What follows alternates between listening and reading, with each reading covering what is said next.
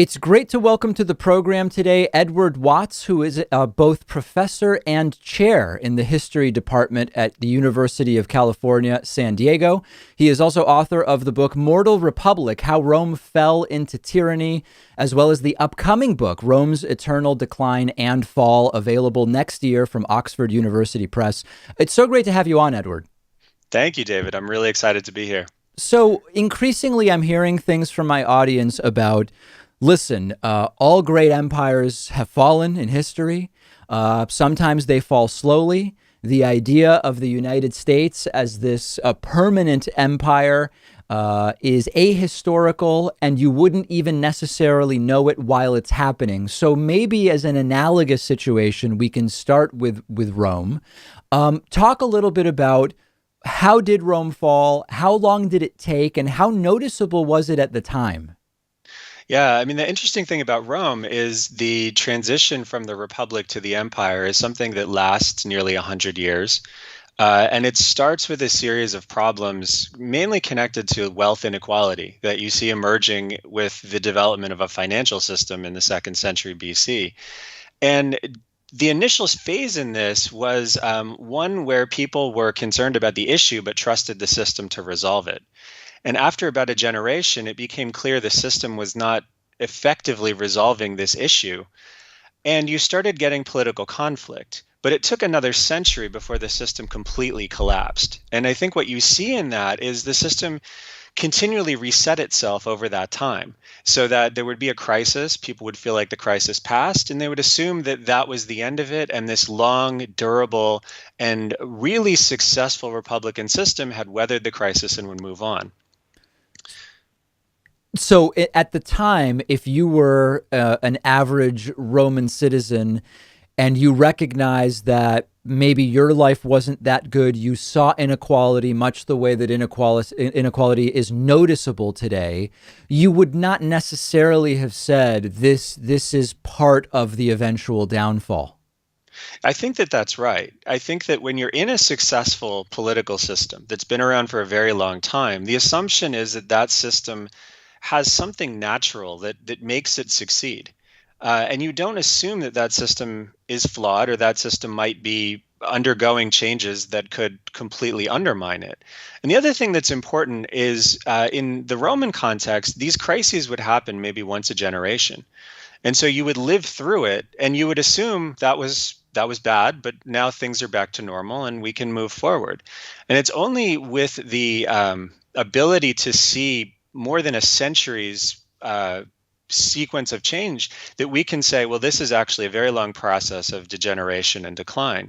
But the people living through it didn't live through that century. And when they did experience these things, they experienced them in real time. And so something that happened 25 years ago will feel very distant, even though as a historian, we look at this and we say, this is part of a century-long process. And I think in the US, we can see something very similar. When did this process of political degeneration start in the United States? Did it start in the 60s? Did it start in the 90s? Did it start in 2016? But we continually think these things reset.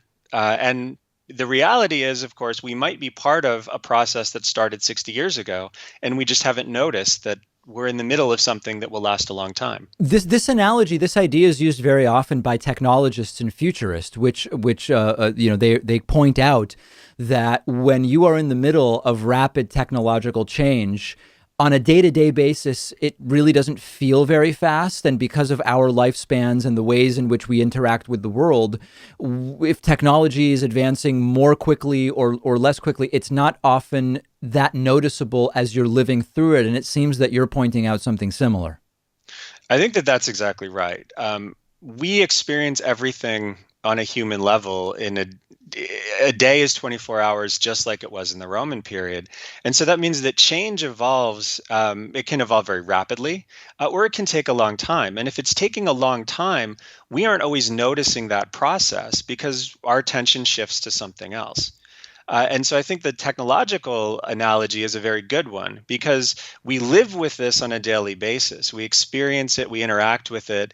And so the changes are things that we don't necessarily recognize as part of a long process that lasts decades or even a century. When we think about the United States now, as with 330 million people, one of the most populous countries in the world, although certainly not the most anymore, um, is there some historical analogy in terms of the idea of the country separating into smaller countries? And this is something that my audience asks frequently, typically for cultural reasons, in the sense that, when you look at the Northeast compared to most of the states in the mountain time zone, they're not only very far. When you look at, a continent the size of Europe, these would be many, many countries away. Culturally, there are significant differences. Religiously, when it comes to economics, is there any historical analogy we can look at for the successful being the key piece, sort of a disassembly of a larger country into component parts, or is that something that historically has not ever gone well? The Roman Empire actually did this. So in the later fourth century, the Roman Empire uh, devolved into a system of kind of central administration with shared responsibility. So emperors were based in the West and based in the East.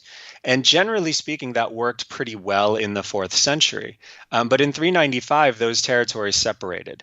And generally speaking, that separation was something that people acknowledged had happened, but there was this understanding that the East and the West were one imperial system. Laws issued in the East were binding on the West, but eventually that stopped. And as you move into the sixth century, there's a Roman regime based in Italy that is effectively separate from the East. And there were conflicts eventually that developed, but much longer. It's a much longer process. And the conflicts developed after almost a half century of these sort of interactions being peaceful and more or less respectful. And so you can see this, but I think the process in Rome was one where the needs of the individual regions were such that the central administration couldn't effectively address all of the problems across this vast territory. And the Roman Empire was bigger than the United States at that point. And so I think that that would be the example we might look at is if you have different regions with different needs, a central government needs to be able to fairly address those challenges. And if it can't, then there really is a need for something that does more effectively address regional challenges than a central administration is capable of doing. There are going to be people who listen to this conversation and say that even though, in terms of the number of years, in terms of sort of human history, the last few hundred years of the United States it's a short period of time, that such significant changes have taken place technologically with regard to sort of the state of Homo sapiens on this planet, that looking at the fall of Rome is simply not analogous to what we have today. That we have, government systems that are more developed with all sorts of different mechanisms, from executive orders, the ability to print money, currency, treasury, just the full list of differences. And that what happened then could not happen now in the same way. What would you say to people who would assert that? I would say on some level, that's correct. On another level, I think we underestimate what the Romans were able to do. Okay. So I would say that that's correct in large part because you're exactly right. The technological sophistication, the communication mechanisms, the extent of what government does, all of these things Romans couldn't have even imagined. That's an empire that was governed based on sending messages as fast as someone could carry them. And so you had a system that was based on like it taking 2 weeks for you to hear what happens in Egypt when you're based in Rome. And so that's exactly right, that there are really significant differences. But there's also elements of how polities come together and how people develop expectations of what it means to be part of a political system. And in that sense, Rome can help us think about some of the dynamics that we experience and we see. And so Rome, I think, offers us a lot of tools to think with and to imagine what possibilities might come out of the political challenges we face. And so I agree with you. Rome is not. It's not the United States 1.0, but Rome does offer us ways to think in a new manner about what could happen here. And to imagine possibilities that maybe our most recent and maybe even the American historical experience doesn't allow for us, simply because this historical experience is not long enough to show some of these possibilities. I wonder if another difference, or I wonder how relevant another difference might be, that the power of militaries and law enforcement today in many countries is very different in terms of both its capacity to repress certain types of uprising, as well as its centralization combined with the rapid spread of the when the George Floyd protests started, they almost started in tandem in cities all across the country, but they were really discreetly and separately organized protests thanks to technology and communication methods, something that, as you point out, would have been very different some time ago. What do you think about that as, the power of military and law enforcement in most Western democracies now as something that would maybe prevent circumstances from getting to a certain point? I think that this is a lesson from Rome that I think is important to understand. In Rome, you had, say, in the fourth century, you had about 60 million people and perhaps 500,000 soldiers. And so it was a very heavily militarized society. And the way that that society worked and the way military was used to quell dissent was symbolic shows of force. Right, you couldn't actually police this entire empire, even with 500,000 troops.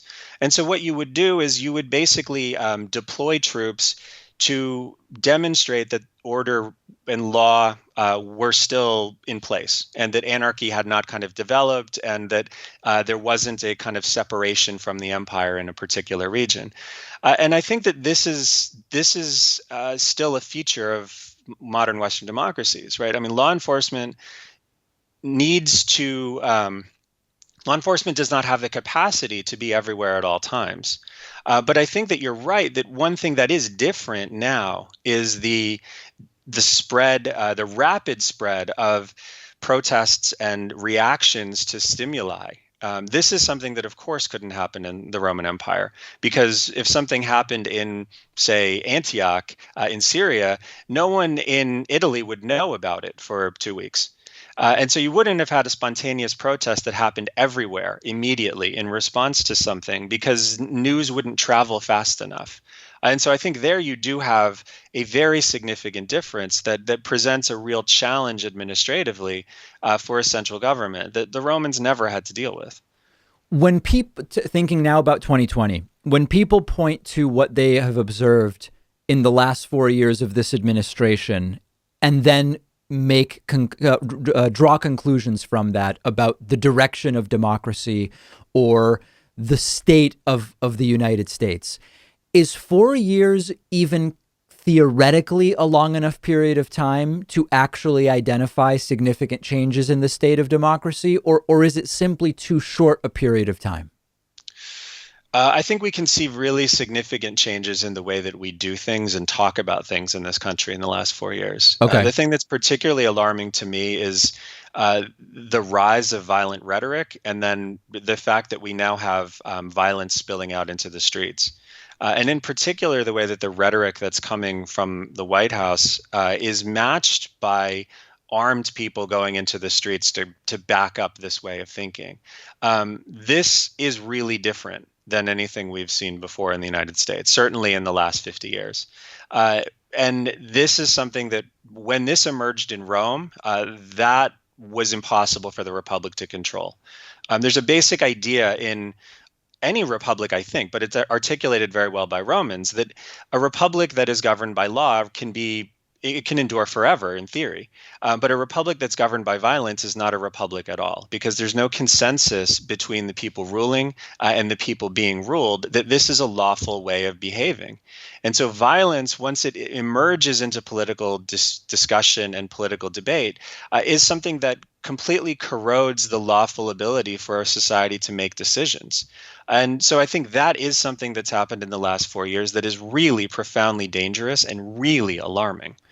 What should we be paying particular attention to over the next, for example, 6 weeks in terms of the election, 3 months in terms of the transition period, and then the following 4-year presidential term that will come after that?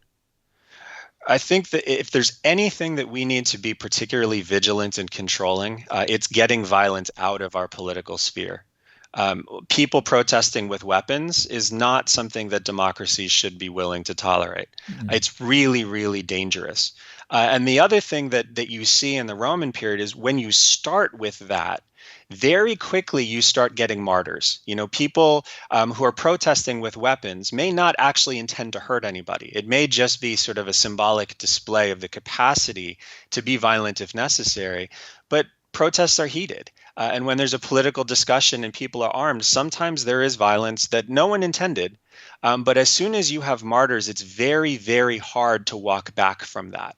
And it's very, very hard to remove violence from a political environment when you have people who have died for a cause. And so this is, you know, as especially as we're looking at the next 6 weeks and maybe the next few months, we need to walk back from that. Everybody needs to walk back from that. Because if you do have the eruption of political violence in the context of this election, it's going to be very, very hard to control that. And very, very hard to get that out of the way we make political decisions in the future. Yeah, it's a bell that's difficult to unring once you've rung it. We've been speaking with Edward Watts, who is both professor of and chair of the history department at UC San Diego. The upcoming book is Rome's Eternal Decline and Fall, due out next year. Really great having you on, and I so appreciate your time. Thank you. This was great.